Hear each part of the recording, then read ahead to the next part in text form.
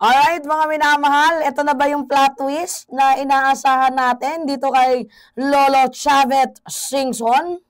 So ngayon, sabi dito sa balita, PCO, Yusek Claire Castro urge PNP, DOJ to investigate Chavit Singson's remark for possible inciting to sedition. Alam nyo, nakakaloka si Manong Lolo Chavit, no? Tapos na yung panahon niya eh. 'Di ba? Hindi ko lang 'to ine-expect kasi from kaalyado ni President Bongbong Marcos itong si Chavit Singson na sumusuporta noon sa Unity, abay bakit parang naging nasobrahan yung overload ng kanyang pagiging, bitter. Lalo pat 'di ba, dati sinabi niya na parang meron daw pong Alzheimer's disease itong si President Bongbong Marcos dahil matapos niya daw pong tulungan, abay parang hindi na daw siya kinilala.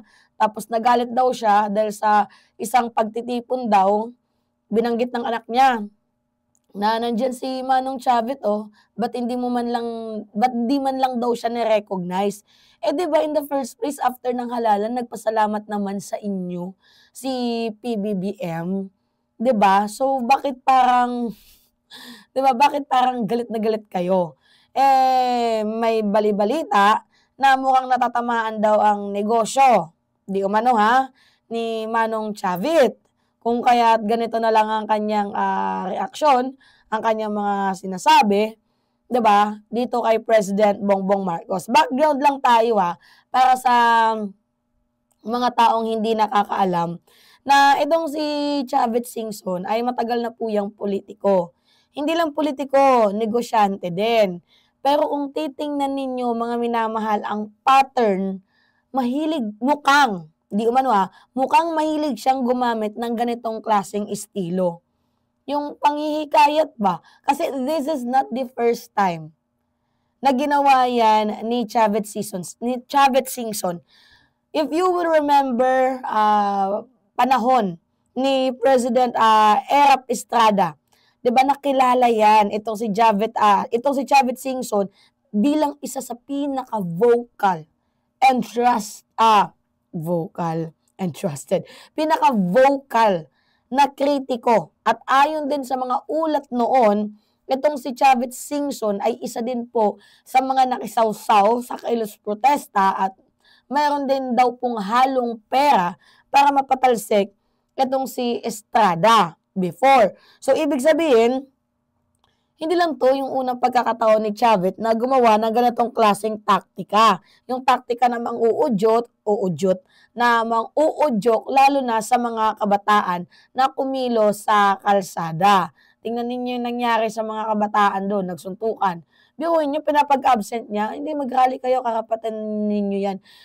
Hindi natin kasi puwedeng sabihin na freedom of expression yung ginagawa nila, eh. Kasi ano na, eh, meron ng harassment. Kawawa nga yung mga pulis ang iba, eh, kasi nagtatrabaho lang din naman doon tapos tingnan ninyo nadadamay, 'di ba, sa mga ganitong klaseng issue. So, pero pinakatanong ko, bakit ngayon lang?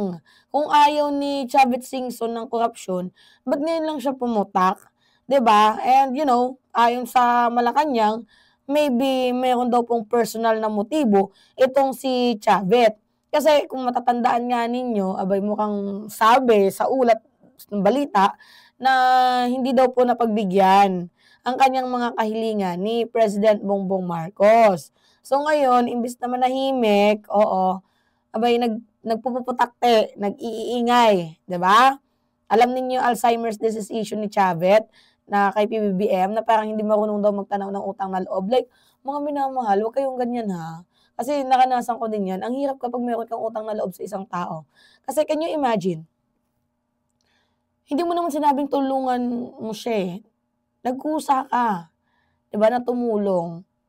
Ngayon ang tao nagkaroon ng utang na loob sa'yo. Ang ginawa mo, parang ano ka eh, tawag dito, kailangan mong bayaran 'yan. Kahit kahit pa bayad na, kailangan mo pa ding bayaran 'yan kasi utang na loob 'yan, eh. Alam niyo ang pinakamahirap na bayaran sa lahat, hindi utang, yung tungkol sa pera, kasi pera puwedeng bayaran 'yan, eh. Yung utang na loob, 'yan yung pinakamahirap bayaran lalo na kung yung nakagawa ng utang na loob ay walang konsensya. 'di ba? So ngayon, kung wala siyang gustong singilin kay President Bongbong Marcos or kung wala siyang personal na interest, bakit ganito naglalabas siya ng mga ganitong klaseng paninira, 'di ba?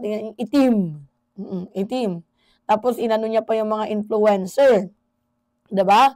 And after that, marami po ang nakakita na meron daw pong ina-after itong si Chavez kay President Bongbong Marcos.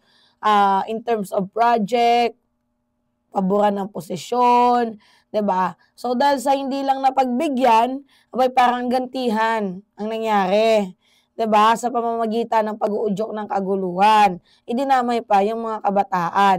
So that is what we call tactics, 'di ba? Kapag hindi nasunod ang gusto, nagpapasiklab ng apoy sa kalsada, ang dami niyan, hindi lang 'to yung first time. Pero alam niyo ba kung ano yung mas nakakatakot dito? Bakit kabataan yung kanyang target? Tanong lang, 'di ba bakit mga estudyante ang kanyang target? 'Di ba dapat yung mga estudyante nasa eskuwelahan, nag-aaral, 'di ba? Pero bakit ang mga estudyante ang kanyang unang hinihikayat dito? Hindi ba't malinaw na hindi lang 'to simpleng, freedom of expression, kundi matatawag na din natin 'tong inciting to sedition. Kumbaga sinasagad ni Chavit, eh. Kaya nga yung may hati din naman kasing opinyon, eh. May mga bata na talagang minumura itong si Chavez, eh, tanda-tanda mo na hindi ka marunong magpakatanda. So, sa press briefing ng palasyo, ipapanood ko sa inyo mga minamahal, sa pamamagitan ni Attorney Claire Castro, hindi daw po ito papalampasin sa ilalim ng batas.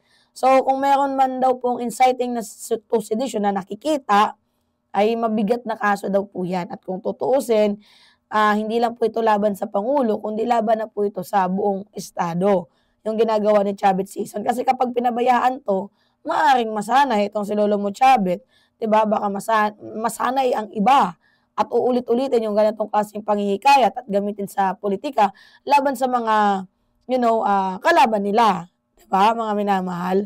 Ngayon, kung titingnan natin ang, social media, hati yung opinyon ng mga kabataan. Ako bilang kabataan sinasabi ko that's not a, freedom of the press or freedom of expression. Kasi yung ginagawa nila is minsan clout, 'di ba? Kung against ka sa corruption, dapat matagal mo nang sinabi. Bakit naabutan pa si President Bongbong Marcos ng 3 taon bago ka nagsalita? At talagang kung para sa bayan ang layunin mo, Lolo Chavez, ba't kailangan mong pilitin ng mga kabataan na umabsent sa rally, 'di ba? Para pumunta, umabsent sa eskuwelahan para pumunta sa rally. Hindi ba't malaking insulto 'yun laban kay President Bongbong Marcos na yung mga kabataan pinag-aaral ng libre pero ano yung ginagawa mo, 'di ba? Tinuturuan mo na maging katulad mo. Oh, basahin natin 'to, itong balitang 'to mga minamahal. Ayan, panoodin natin.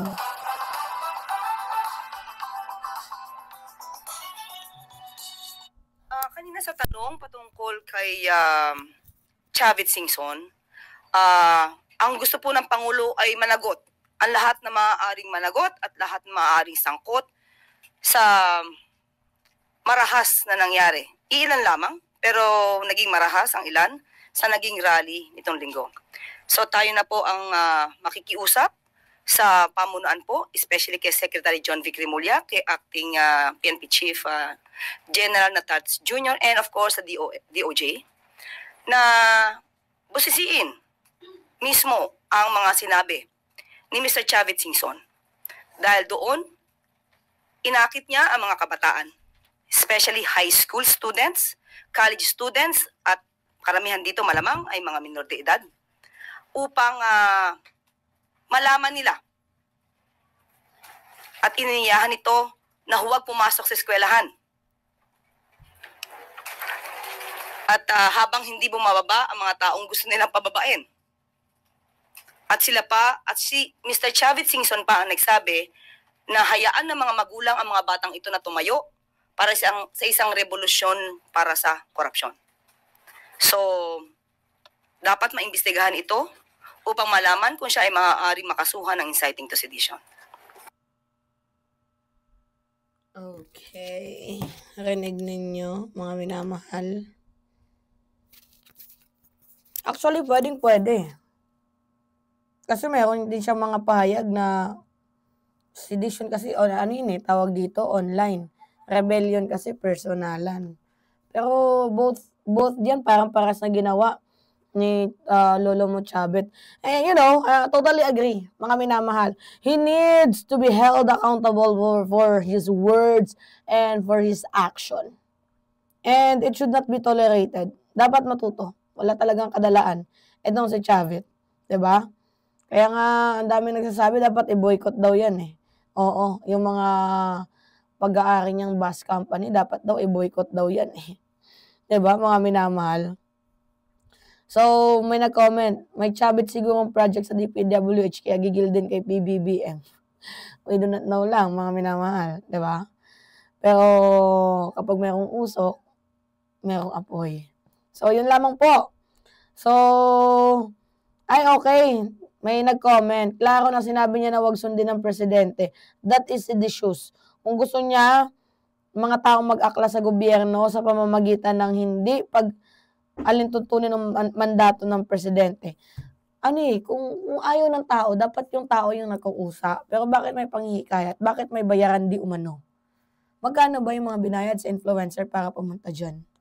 Para magkakakalat. 'Di ba? At sirain si President Bongbong Marcos. Alright, mga minamahal, yes, it's me again. Pahingi lang ako ng comments, likes, and share. And also, don't forget to click the subscribe and always hit notification bell for more update. At sa mga Team Play, maraming salamat sa walang sawang sa subscribe ng ating channel. Yun lamang po at ingat, mga kababayan.